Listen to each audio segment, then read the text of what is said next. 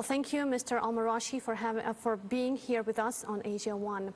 Let's begin. With repeated evidence of TTP operating from Afghan soil, do Pakistan's long-standing concerns now stand fully validated?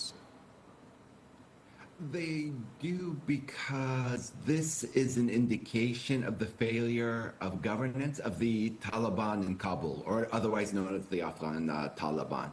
The resurgence of TTP violence is occurring with a resurgence of ISIS violence from Afghanistan, as well as it doesn't bode well for future security. Groups, hardline groups, let's say from Uzbekistan, could make a comeback in a space that the Taliban can't govern. And look, Pakistan has been dealing with the consequences of cross-border militancy for years. Is it fair to say that this is no longer just Pakistan's problem, but a wider regional security issue? It is, when you consider that there's a war going on in the Gulf and in neighboring Iran, because let's not forget the TTP is part of other groups that seek to destabilize Pakistan, Baluchi separatists, for example. And let's not forget the potential of this conflict to spread over into Central Asia. Thus, it is very much, I would say, a conflict for Southwest Asia. It's not a South Asian conflict. It's a conflict that is really bringing in both Pakistan, Central Asia, and the Middle East, more accurately described as Southwest Asia. And look, the Taliban has been claiming stability, but attacks continue and tensions persist. Does this suggest a deeper governance and security failure inside Afghanistan? Well, let's also remember there's also the violence within Afghanistan because of a resurgent Islamic State that targets the Hazaras of Afghanistan.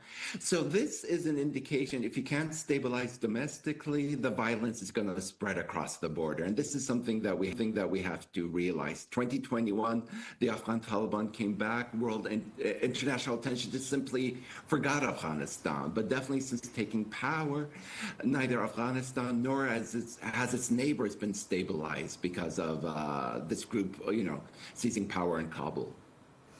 All right, and do you see Pakistan today as a frontline state containing a problem that could otherwise expand regionally? Absolutely. This is a problem that goes back to 2007, maybe regionally, but globally. Because, failures to govern in Afghanistan could have global ramifications, whether it's the events of 9/11, then the Times Square bomber around 2010 was connected to the TTP. And then let's not forget the Islamic State in Afghanistan has attacked as far as Moscow. So this is both Pakistan's a frontline state in a regional and a global problem that emanates from Afghanistan. And Dr. Al Marashi, if militant safe havens are not addressed, what risks does this pose beyond Pakistan, including for global security? Well, when you have these vacuums, you have jihadist groups finding a safe haven. It was in the collapsed state of Syria, right? Now it's Afghanistan that seems like the last safe haven. So it could be anyone, jihadist groups, Tajiks, Uzbeks finding a safe haven in Afghanistan, Uyghurs from China, as well along with the TTP,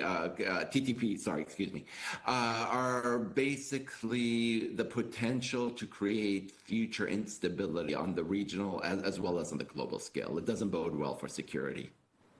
All right, Dr. Al Marashi, thank you so much for joining us today, and thanks for the insights. We appreciate that. We appreciate your time.